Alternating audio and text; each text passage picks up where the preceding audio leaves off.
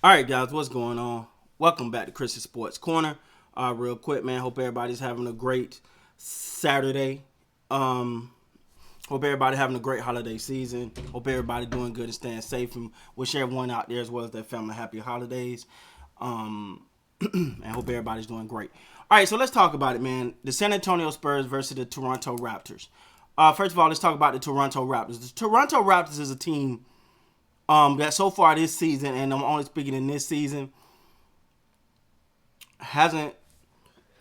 Honestly, I felt like that fourth quarter, even though they came up short, that fourth quarter was who the Toronto Raptors is and who they're going to have to be going forward. So this is the thing.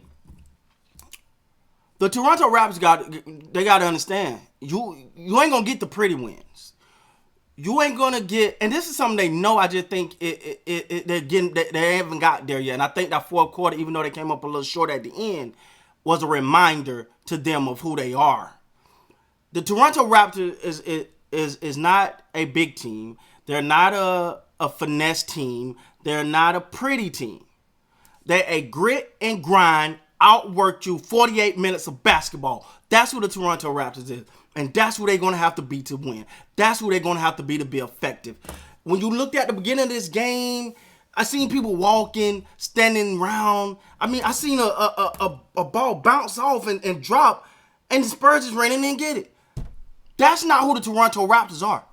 That's not how they're gonna win games. That fourth quarter where it was grit and it was grimy and you're diving on you diving on the court for ball. You're going all out. That's who they have to be because they don't have the luxury of size. You're gonna have to outwork people. See, when you have two small guards like a Van Vliet, a Kyle Lowry, it gotta be work.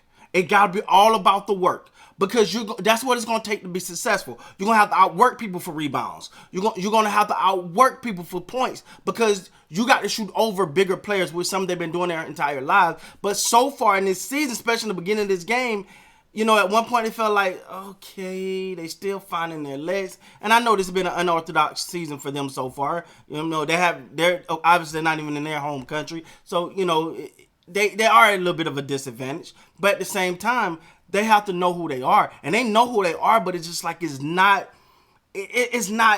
there yet. But that fourth quarter is something I think Raptors fans should lift your head up, like that's who we are. And I think we found it. May have been a little too late, but I think we found it in that fourth quarter because that's who they are.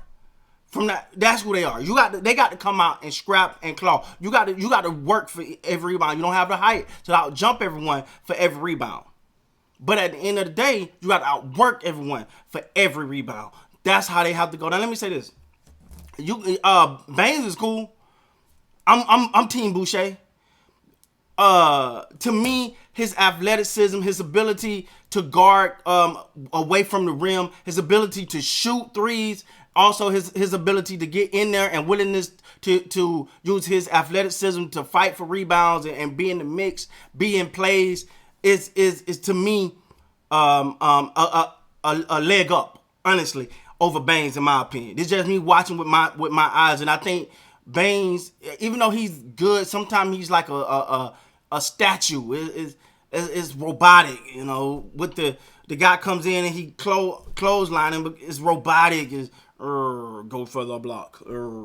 It's like it's not fluid. It's not, and especially when guarding these guys coming in, you got to be fluent. You got to be able to move around.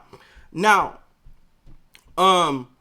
also, I'm gonna be honest. I did not like taking Boucher out to bring Baines in. I don't question a lot Nick Nurse do because I think he's a heck of a coach. But I didn't like that because Boucher was already been one of your leading scorers. So and I understand Baines is bigger, so you want a harder screen. I get that part, but what you give up with that is that second option.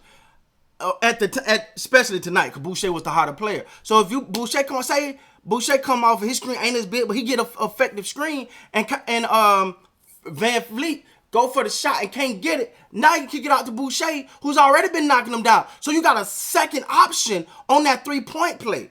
When you got Baines there, he just trying to get a good screen, ain't even turning around to look to be the next shooter in case Van Vliet can't get that ball off. You know what I'm saying? So I didn't like that one. I didn't like that one. I still don't like the fact that my guy Flynn ain't getting no minutes. I don't understand it. The guy's a spark plug. He can really get things going. He's an energy guy. And sometimes I feel like they need the energy. I get it. He's a rookie, and it's like tossing him to the fire. But hey, listen. If you got to pop that cherry eventually, baby.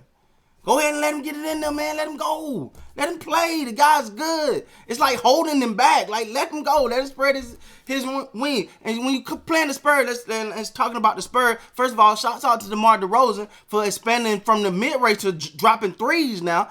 That's big for him because that's always been his knock. He's a good, 2-point shooter. He can drive the lanes. He's a good mid-range shooter, but he not really good from the three. Excuse me.